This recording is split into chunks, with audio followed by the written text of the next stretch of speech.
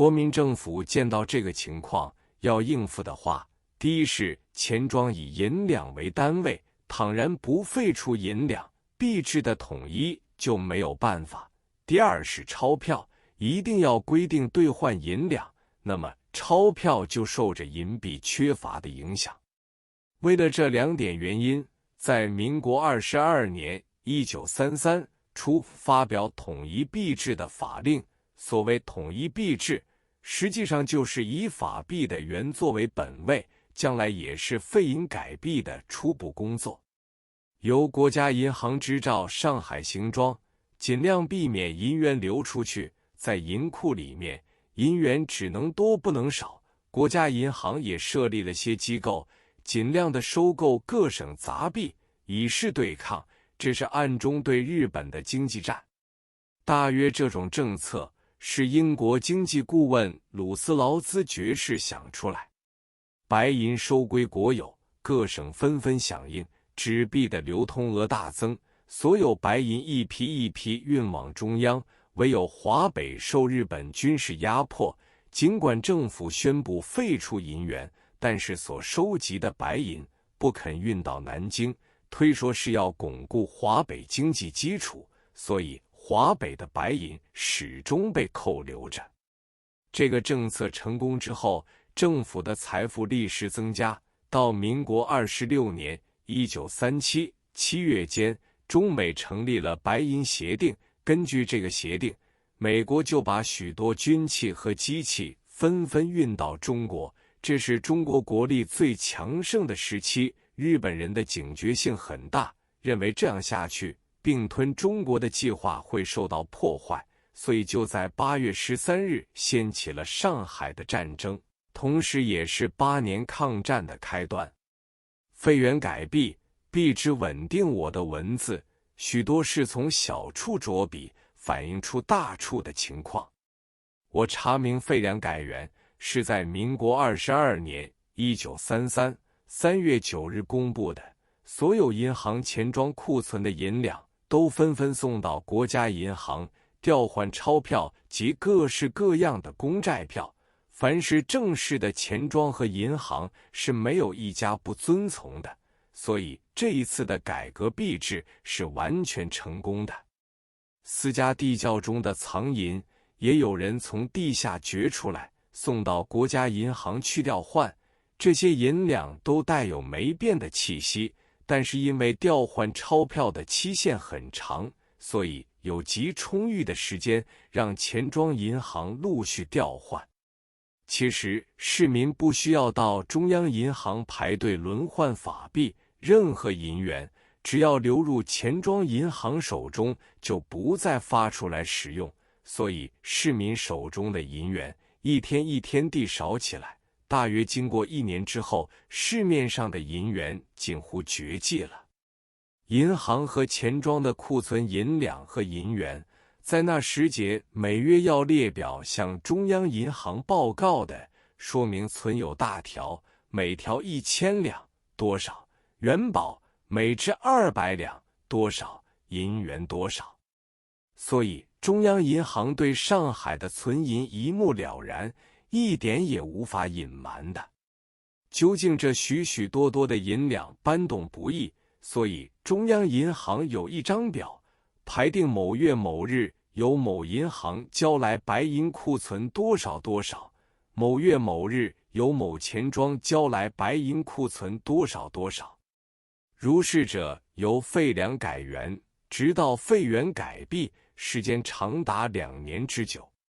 上海是如此办理，一点都没有发生什么困难。各省会如南京、杭州、汉口、南昌都依此法办理，办得都很顺利。连四川、重庆搜集到的银元为数也极多，唯有广州方面，当时因为政治地位特殊，收集到的银元迟迟不肯交到中央，而北京方面被笼罩在日本军阀统治之下。以前文化界有过一个通电说，北平是一个文化城，一切古物不准运出北平，以保持文化城的财富。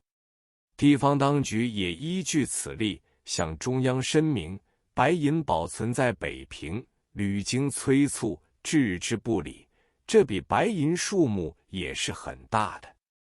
全国有一种银楼，是专门出售金器和银器的，当然要储备相当数字的白银，以供打造各种银器。中央又规定，银楼要用白银，可以向中央银行申请，查看银楼业务的大小，每月可以申请配给白银若干两。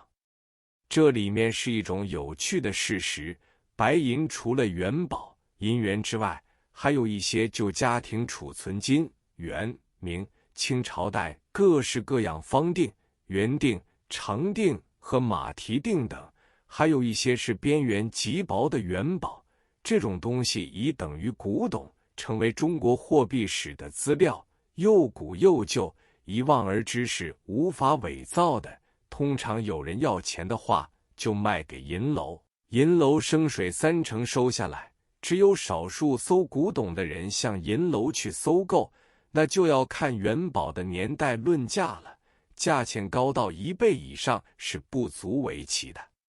我和南京路求天宝银楼中人很相熟，他们告诉我，在他们银楼中有一批金、元、明、清的元宝，款式共有80多种，白银的纯重达5000两左右，要升水2倍。问我有没有人要收藏这种元宝作为古玩。我虽欢喜，自己想想没有这笔闲钱，可是病家中有几位豪富的收藏家，如刘汉仪、庞来臣、宣古瑜等，或者会要的，我有意无意地告诉了他们。他们说为了遵守法令，恐怕私藏白银有干法纪，所以不敢问津。只有宣古瑜听了笑而不言。一般传说这些白银后来都放在炉中融化了，作为打造银器的材料，这在保存古物方面来说，真是一件重大的损失。藏银之家秘密搜集，尽管政府宣布银两和银元不再通用，但是有若干旧家仍然在地窖中藏有许多元宝和银元，不过除了主人之外，连子孙都不知道的，这个数字也无从统计。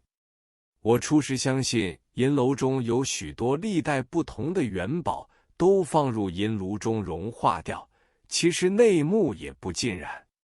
有一天，我到宣古瑜家中为他的女儿诊病。宣古瑜是研究金石的专家，那时他已有相当年纪，人很臃肿，在家穿的衣服是古老的宽袖大领的布棉袍子，眼睛是老花眼，戴了一副远视眼镜，十足像一个乡下老人。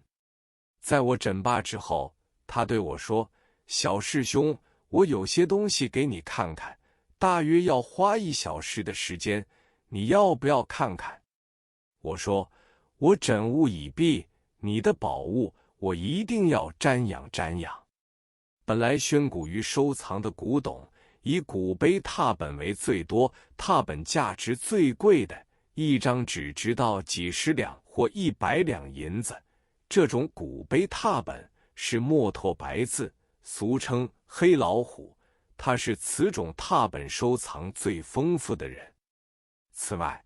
他还有关金石学的古书甚富，我们从前在书坊中看到的《金石所》和《金石序所》等书，只是极普通的通行本而已。这种东西非专家是不感兴趣的。继承他要我参观，我就很高兴地留下来。谁知道宣古瑜把我带到3楼一间巨室之中，并且关照佣仆不必上楼侍候，然后把门锁上。他就说：“